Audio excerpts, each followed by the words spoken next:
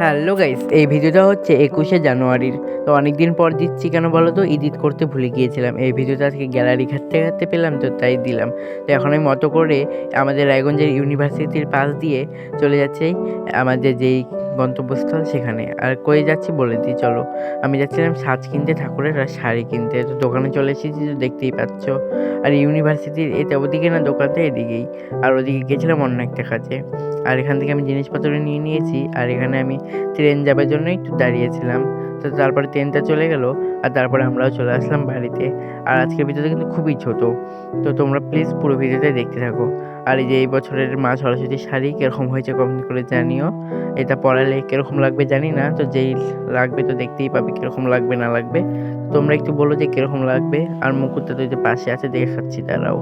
আর এই শাড়িটা, এই যে পুরো শাড়িটা এরকম, এখানে হাফ মিটার শাড়ি আছে যেহেতু ঠাকুরটা আমার ছোট।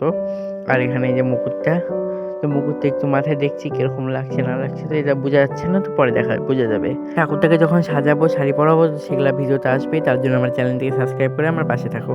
আর এখানে একটা পাড় নিয়েছিলাম, এই পাড়টার দাম নিয়েছিল 10 টাকা।